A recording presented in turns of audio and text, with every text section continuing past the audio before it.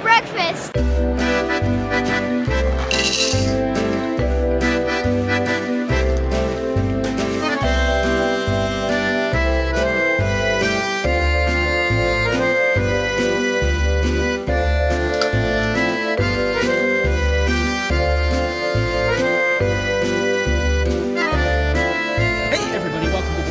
I'm Tom Vessel, and I'm recording this once again on my phone. That's because of just electricity and all that jazz. I'm at GrandCon in Grand Rapids, Michigan, and I have the great cameraman, Mr. Doctor here, recording me. A couple things, folks. If you notice at the beginning of this, we had someone say, "Welcome to the Dice Tower." You want to do that? Send me a video of yourself saying, "Welcome to the Dice Tower," and it might show up. Q&A is probably going to happen tomorrow rather than today because I have a lot of reviews to do this week. There's a lot going on. We need to catch up. Oh, there's so much to do. This week I'm going to be in HowlCon. That's in Halifax, Nova Scotia. If you're there, please come and say hi to me. I'm in a lot of different events and doing things, but I'm also going to walk around and play games. So I hope to see many of you there and see what the culture of gaming is like in Canada. I've been to Toronto and Montreal, but not to Halifax before, so I'm excited about that. All right, enough of this blather. Let's get to the show. All right, so most of the news this week seems to be coming from Asmodee. First of all, from Repos Productions, there's Seventh Wonders anniversary packs. There's one for both cities and leaders. These look like the booster pack type things. They're just some more cards for each of them. It's to celebrate the 7th anniversary of Seven Wonders. 777, what have you. Days of Wonder has announced Small World Sky Islands. This is an expansion for Small Worlds. It's going to add another board with the islands, and you use this with a regular board. So let's say you're playing a 4-player game, you would play on a 3-player board with these extra islands. It also adds more powers and more stuff. So more goodness for people who like Small World. Starfinder is Paizo's best launch ever. This is an RPG. I don't often talk about these, but this is an interesting one. I actually bought a copy myself to read through it. Looks fantastic. I'll probably never play it. Back to Fantasy Flight. New X-Wing ships. This is Wave 13. These ships are from the new movie, so you're going to see spoilers, I guess, from these ships, including Kylo Ren's TIE Fighter taking after his grandfather. Hiroshima Hex from Portal Games. There's a new army for it. This is Iron Gang, and they're going to have chain attacks that they'll be able to do all over the board. The IGA, the International Gaming Awards, have been announced. Now, typically in the past, these have really focused on Euro games, and they still focus on Euro games a lot, but they have a much wider variety this year. Feast for Odin, Century Spice Road, First Class, Gloomhaven, Great Western Trail, Key to the City, London, Lorenzo, Magic Maze, Scythe, Terraforming Mars, Colonist, and Yokohama. They usually do this from Essen to Essen, and they announce the winners shortly before Essen and give the awards out at Essen. There's a new expansion for Just Desserts from Looney Labs called Just Coffee. I would prefer Just Dessert, but hey, some people need their coffee.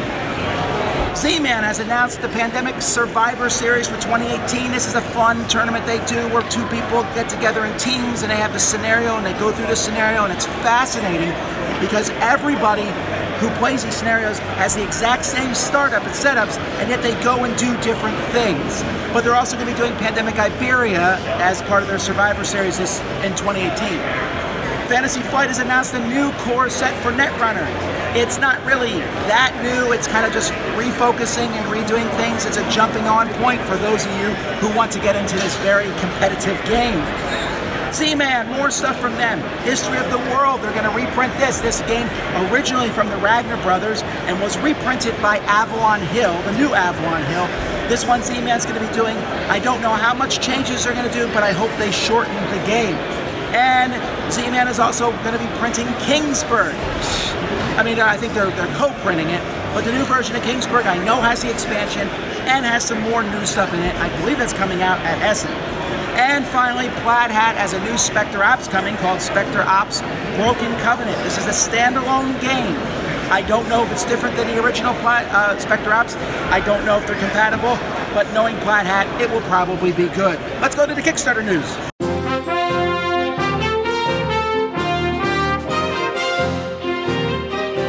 Happy breakfast, everybody. Today I get to talk about programming potatoes, which I'm oddly excited about, so let's get going. IDW is bringing us The Legend of Korra Pro Bending Arena Deluxe Edition. Based on the wonderful Nickelodeon cartoon, this two-player board game brings the game of pro bending from the TV to the table. Each player controls a team of elemental benders who use the elements of earth, fire, and water to knock the opponents back off the board.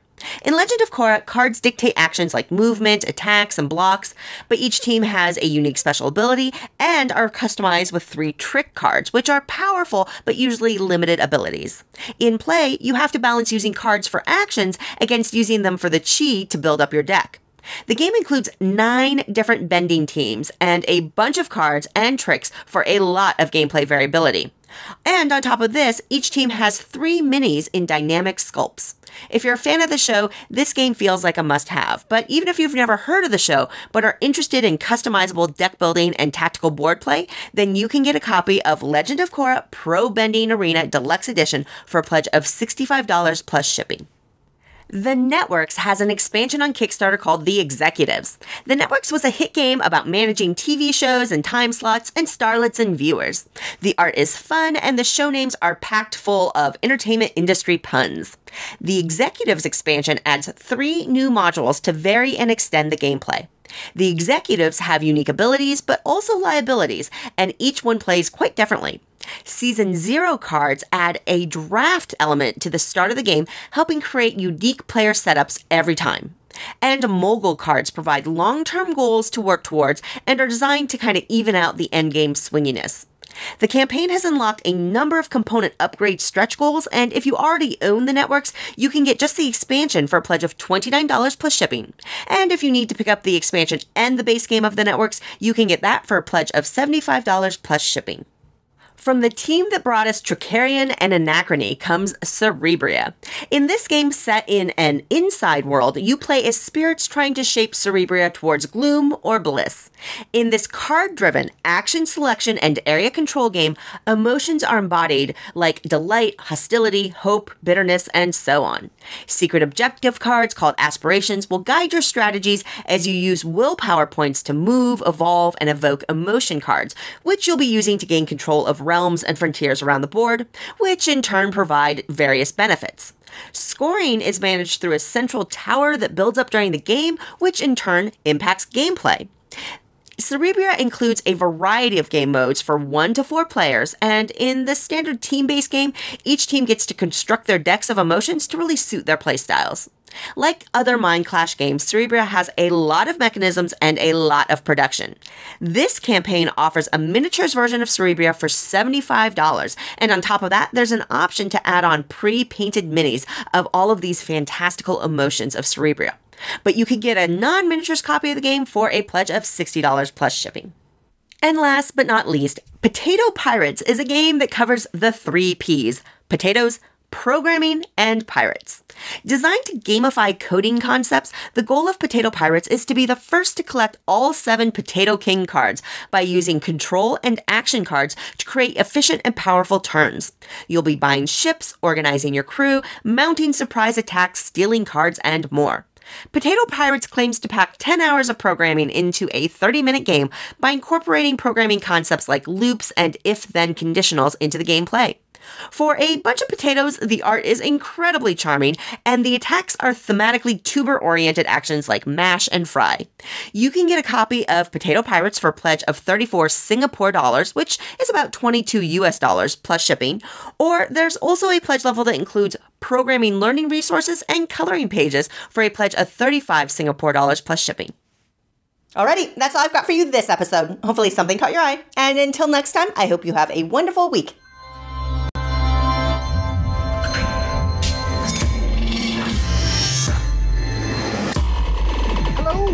I'm Chaz Marler from Pair of Dice Paradise, and on September 8th, the New York Post, Science News, and other media outlets ran stories about a report published in the American Journal of Physical Anthropology describing a burial site in the Viking town of Birka dating back to the mid-10th century.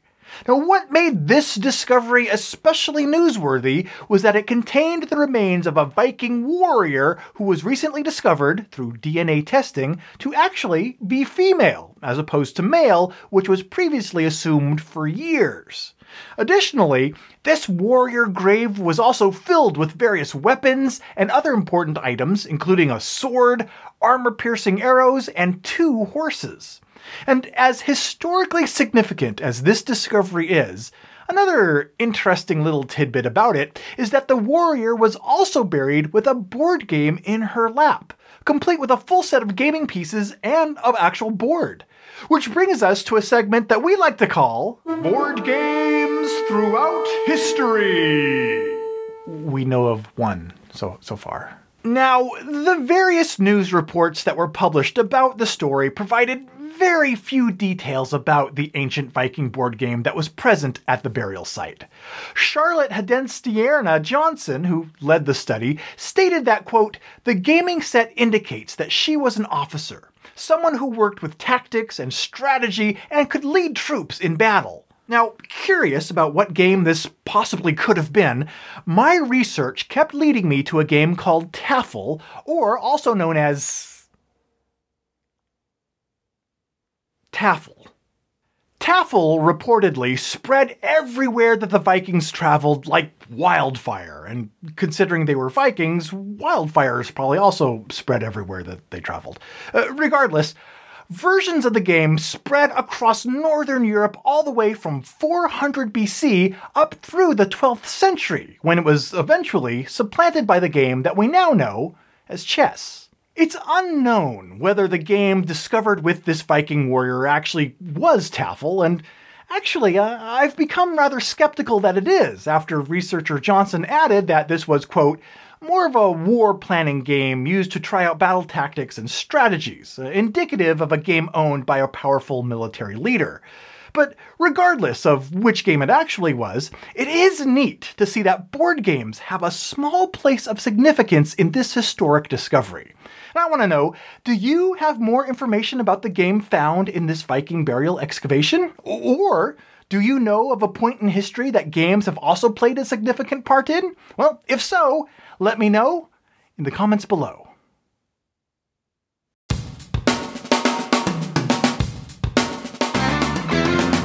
So what's coming out this week? Well, I'm going to get reviews. Reviews are coming. All right, you're going to see, I don't even know what reviews, because we are so backlogged with reviews at this point in time, but we have a ton of them to talk about. So you'll see reviews from me, from Sam, from Z. Also, a podcast from Mandy and Suzanne is coming this week. And honestly, our top 100 is back on track. Now, we recorded our top 100. It was supposed to go up 2 weeks ago. A little thing like a hurricane got in the way. But that's coming out. Board Game Blender is coming out this week. And meanwhile, you'll notice our contributors have been putting up all sorts of review videos. But we are back. There's going to be lots of fun videos. I wish I could tell you exactly what they are, but I'm not by my shelves right now. But there's some really cool games and some bad ones that we'll talk about. Watch this channel for more. Two brothers set loose in a thrift store. This is Thrift Store Throwbacks. Oh, gosh. Dude, this is a good game. No, it's not. No, dude, check it. Read the instructions. Wait. This is playable. This is a good game. What do we do? We've never had this before. What do we do? We have to tell Tom. How do we do that? Light the beacons. Light the beacons. Light the beacons! Go!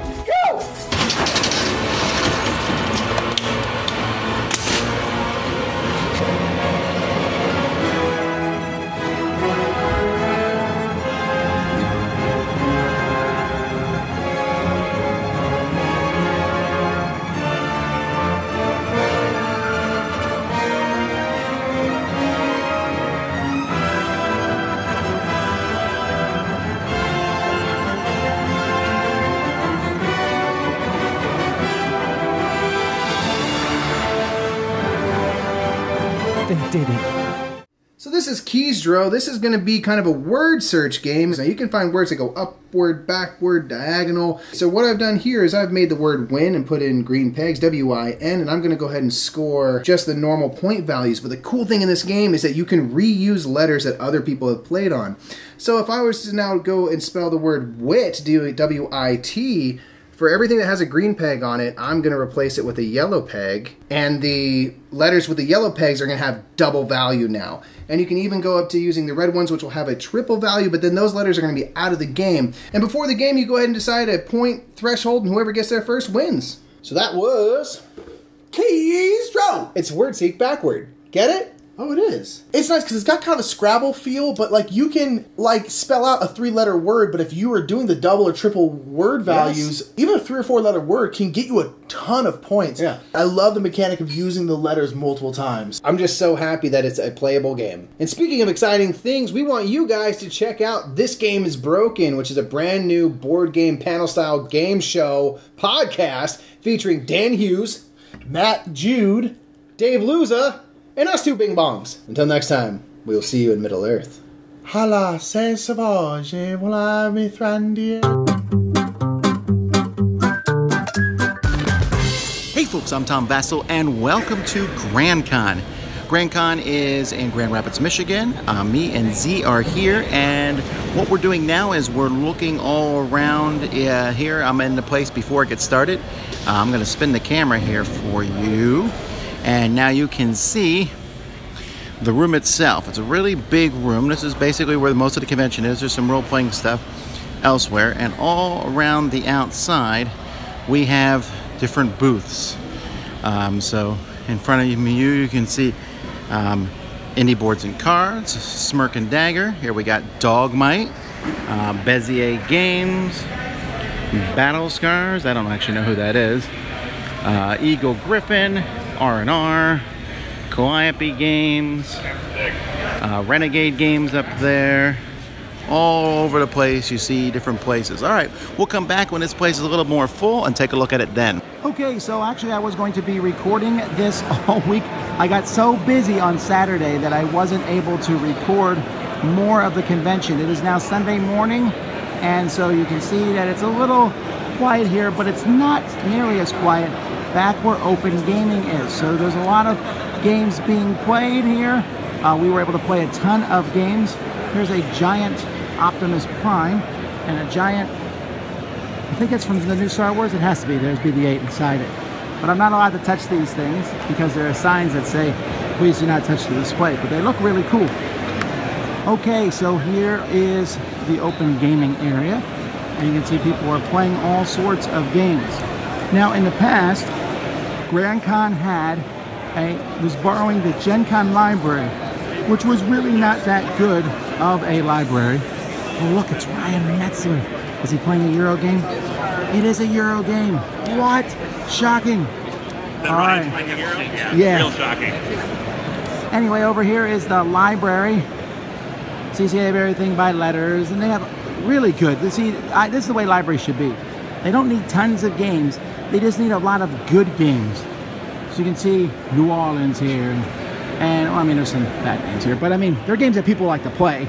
So even if I don't like them, so that's the kind of games that they should have. And so these are all organized by letter, and you can just come grab them.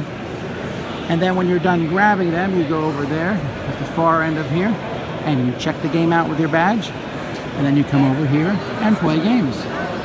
So over here we have folks from the Dice Hour. They're cast. You can use them at any time. Being taught by Richard Launius this game. Who never read the rules. Oh yeah, folks, when I was doing the things about the reviews, this will be reviewed this week. Negatively. Z's already going down the dark path here. Yeah, I got it, man. I'm gonna get a Necronomicon pretty quick. I'll pry it from his dead hands for the moment. This is Fate of the Elder Gods, coming from Dice Hate Me / Greater Than Games. Or no, Fable Nexus. It's very confusing. Alright, I hope you all win. And I just finished up a game of Cosmic Encounter. We played that twice here, just one. I beat the evil Jonathan Gilmore. He lies more than a traitor in Dead of Winter. So, still having fun, but it's almost time to go. As with all conventions, there's other things for sale here. You can see dice bags and shirts. Here's Z, buying art prints. Hi! Or all sorts of cool blockhead superheroes. Which makes sense, because some of these guys really are blockheads. More shirts. art, jewelry. Convention's almost a few hours from finishing. We're going to be leaving in a bit, but it's been a good convention. We had a really good time.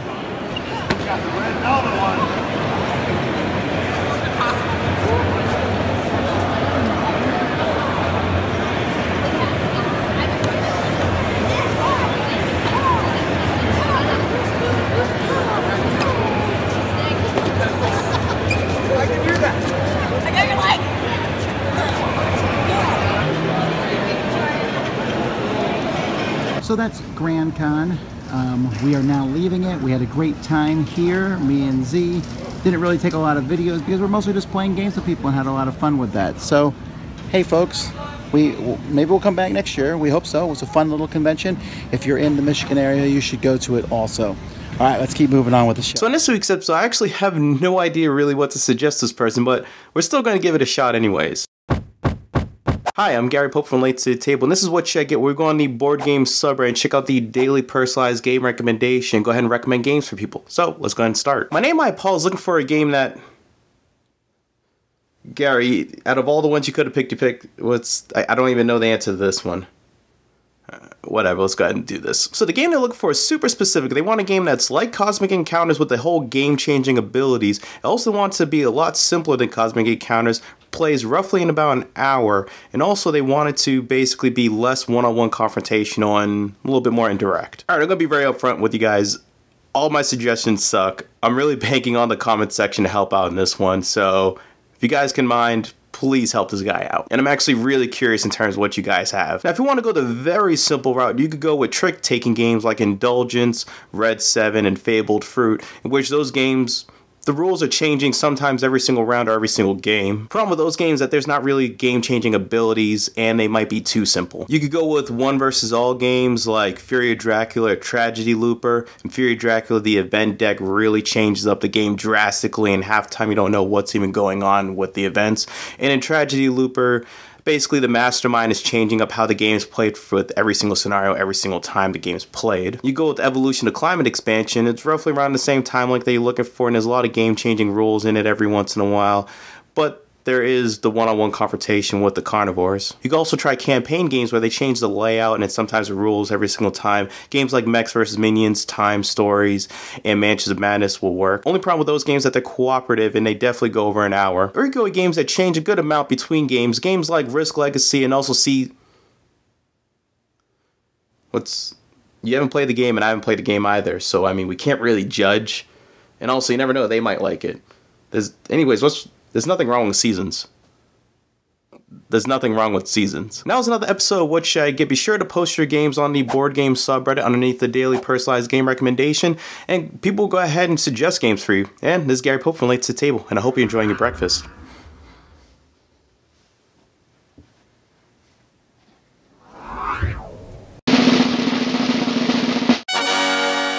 Hey, this is Mike with the Board Game Makeover. As you can tell, I'm outside today because I am at Bob's Corn in Snohomish, Washington.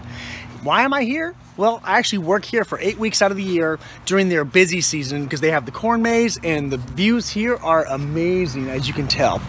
But what I want to show you is something that I saw at the farm for the first time and I'm seeing at more and more places in people's backyards and at some businesses. And these are board games that they have created to go outside. They've made them bigger, made of wood, things I like to do. Let me show you what I found. So in many farms and places of business, you're gonna find games like this. You know, where you toss the beanbag, make it into the hole. Those are fun, but this is what I wanna show you. That's right, this is Connect 4, big style. These were made by Grant Harper, who's one of the main guys here at the farm, at Bob's Corn Farm. And he told me that it was very simple to make. So this is one of my projects now. I want to make a Connect 4 game at my house. Besides Connect 4 though, there are a lot of different games that are made for outdoors that once started indoors. Of course, some of them are chess and checkers. Those are the more obvious ones. Here's a few other ones I found on the internet. There's Patio Scrabble and Backyard Candyland and checkers and chess, dominoes, and of course Jenga, and finally Yahtzee. So as you can see, there's a lot of games that can be made for outdoors fun. My question is, What board games do you play that could be converted to an outdoor game? Maybe it may have to be simplified a little bit, maybe changed a little bit, but for the most part made bigger and better so that people outside can have fun with it. What game would you like to see outdoors? Let me know in the comments because there's some great ideas out there. Thanks for watching the Board Game Makeover. I will see you next time.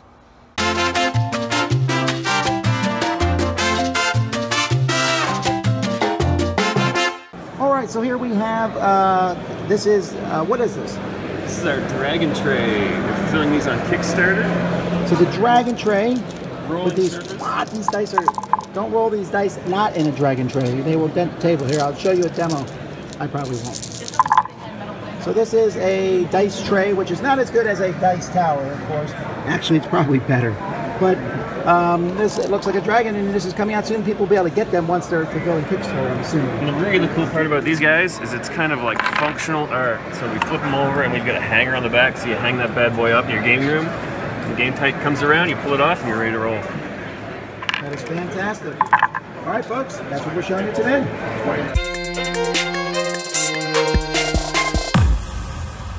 Hi everyone. Now the mess that Hurricane Irma left is being cleaned up. I was wondering, how do those names for those different hurricanes come to life? I knew they follow the alphabet. After Harvey, you have Irma, and then you have Jose. But who makes those lists? Turns out that the World Meteorological Organization have lists for all the different parts of the world that have hurricanes. And they just work off that list, and after 6 years they just reuse that same list unless a hurricane was so severe then they strike it. In the Middle Ages they gave hurricanes names of saints, and after that they started giving them numbers until they thought, no, we need to give the hurricanes a softer touch, and the meteorologists came up with names of their spouses and relatives, female names, until the 60s. And the women said, no, we are not the only ones wrecking houses and wrecking lives. So then they changed it, and now hurricanes have men's names as well. This week I am playing a game that is all about names and giving the right names and saying the right words. This week I am playing Codenames. In Codenames, two spy masters try to give hints to their teammates as to which words on the grid belong to their team. They can only say one word. For example, they could say the word snowstorm, one in this example, and then their teammates should guess it's blizzard. But if they would think a bit further and have their teammates guess two words with one hint, they could say something like disaster, two. And then their teammates might think, oh, maybe it's blizzard and tornado. That's how it works. Codenames is a great game. I keep coming back to it, especially there are so many different versions of the game, and I really like the new two-player game, Duet. This was Playing the News. Thanks for watching. My name is Dave Luza. See you next week.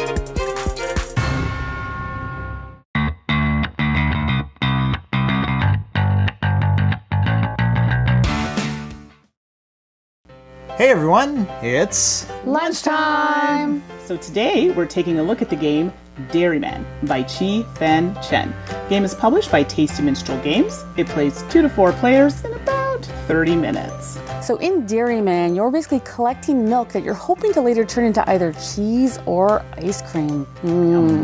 So on a player's turn, they're going to roll all of the white dice and the one yellow dice. What they're trying to do is there are 3 barns, and you're going to place dice, either 2 or 3 dice with a value of exactly 10 on that one. You can play more than one set, but it leaves you limited for the barns in the future turns. Then if you want to push your luck and go a little further, you can go to the barn 2, and then you can go to barn 3. If you do, you earn a frost token, and you can choose basically any of the tokens below, dairy tokens below. They have some cute little icons on the top. If they have a little frost token, you can spend the frost token on your turn to turn it over. That means that it's worth more points. It also means that if you take a back order token and these all get used up on the turn, then you won't lose it if it's upgraded. You'll only lose the white dairy. Then the yellow ones, actually when they're turned over, they give you a bonus, so they're kind of handy as well. Basically, you play until you can no longer fill the barns up with dairy products, and most points wins the game. Get lots of freeze tokens and get them early. It's so true. I struggled. I played this with a coworker at like my day job, and he killed me because he had those tokens super early in the game. I just couldn't catch up. No, the thing is, too, people worry about the backorder tokens. Like when they can't get a token here, you have to take a backorder token, but you get an extra die, and it's your die to use. So it's a little dangerous, but it's very helpful because it gives you more chances to get those 10s. Yeah, I had a lot of those. That's it for now. So we'll see you next time. Bye.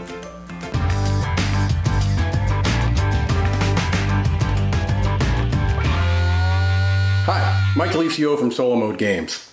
Not too long ago I was browsing on Board Game Geek and somebody asked for recommendations for solo games that have a nautical theme, and so a couple of things popped to my mind really quickly, and I jotted a couple of them down into a response, but it made me think, and I started to look at my collection because I never really thought that a nautical theme was one I was all that interested in. I thought it was fine. But as I looked through my collection, I realized that I had 9 different solo games that fit a nautical theme, and that was really surprising to me. And so I just wanted to go through these because it was really something I didn't expect. First is Coldwater Crown. It's a fishing game, but definitely has a nautical theme. Expedition Northwest Passage is one of my favorite solo games of all time. It's terrific.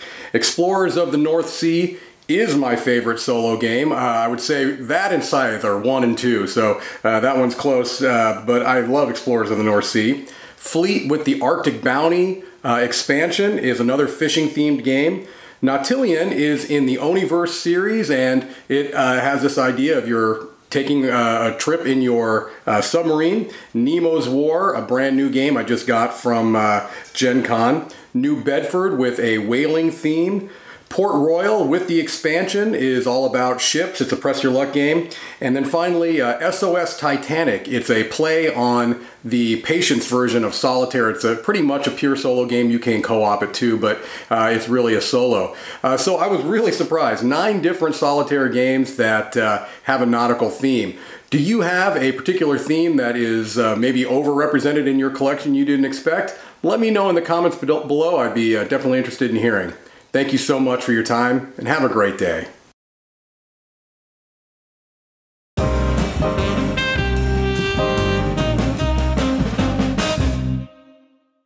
So what's on the shelf this week? Well, this isn't my shelf. I'm just at a booth here at GrandCon.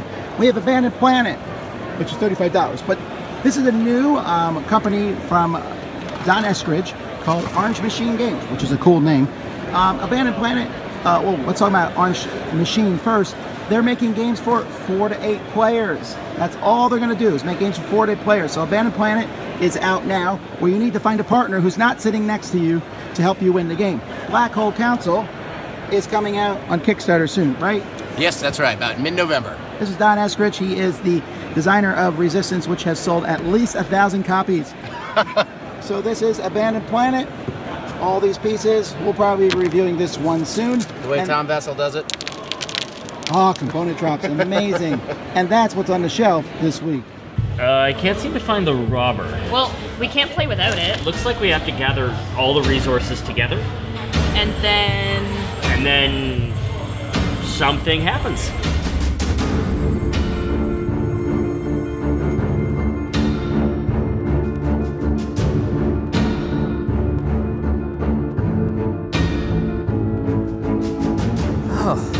You can just buy this stuff in Canada, huh? Yeah, who knew?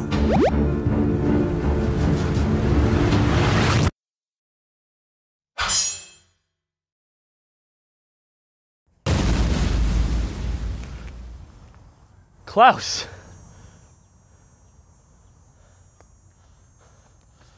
We need a new robber for our copy of Catan. We've just lost ours somehow, and the Catanathon's coming up soon. No, my children. The robber was with you the whole time. Oh, you mean because the nature of humanity is fairly selfish, so in a way we're all the robber inside? No. It's in your pocket. See, you can see the outline. It's right there. The very, very tight pants. But no, this is good. I like to get out of the house. You know, I have a life. It's not just all Catan. Well, I guess we'll be growing. We've got a big day ahead of us tomorrow. Good luck with the Katana-son. Punch cancer in the face for me, Klaus Teuber. Thanks, Klaus. Thanks, bye. You're cool. Where are we? Is this even Canada? Well, north of the city. How do you even know that? Well, you see the moss is growing on that side of the tree and the sun's above us, so... I don't think it works that way. Do you think we can get an Uber out here? Do you think Snakes would reimburse me for the trip to Brussels to find the wood and the stone? If we wanted them to reimburse us, we probably shouldn't have told them where we actually found the resources. I mean, it's probably possible to write off, but they didn't pay for Wayne's Fest at Gen Con. And still waiting for my pony. Yeah, but I mean, the pony was really crucial to the Halloween event. Like, they already said they could build a paddock at the back of Annex. Yeah, Annex basically is a paddock. Pony burgers. Was this really necessary? I mean, come on. Oh. I killed a man to get here. You win this round. Art. So today I want to do another quick video about small box card games that are the cat's pajamas, or the bee's knees, or the rhinos, rabbits. Game 1 is Gang of Four. Gang of Four by Lee Ye is one of Days of Wonder's first games, possibly. I did not research this very well. It's one of those ladder climbing, card shedding type of games that blurs the lines with trick taking in the same way that Teach-You does. It's one of those get rid of all your cards as quick as possible kind of games where there's 3 suits that are each implicitly better than each other. Red beats yellow, beats green.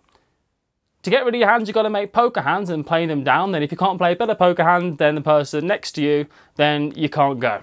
And what beats all is a gang of 4, or a gang of 5, or a gang of 6. A lot like my gang, though that technically is more of a, you know, Amdram kind of thing. Game 2, Parler. Parler by Jeffrey Allers is a fantastic trick-taking game.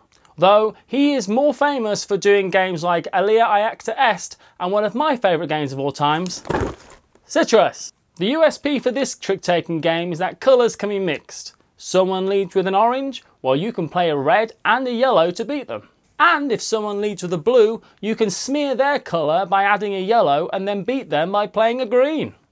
Boom! It's got the same problem that David and Goliath has, where it takes a while to get it, but when you get it, it's brilliant. Though it will make you say this phrase. Wait, what? How do you make purple? A quick side note is that I'm going to be away for about 6 or 7 weeks.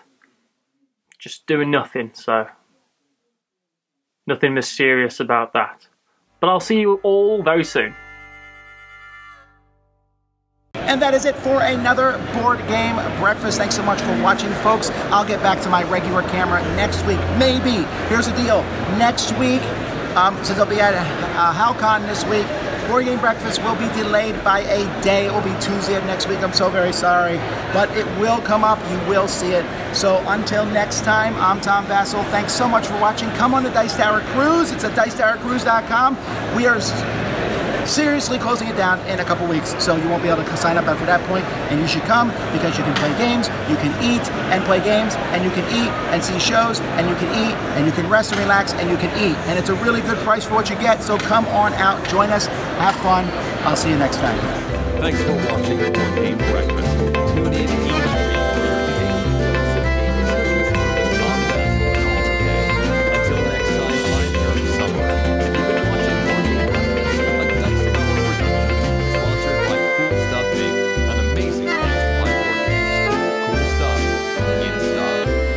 StuffInc.com.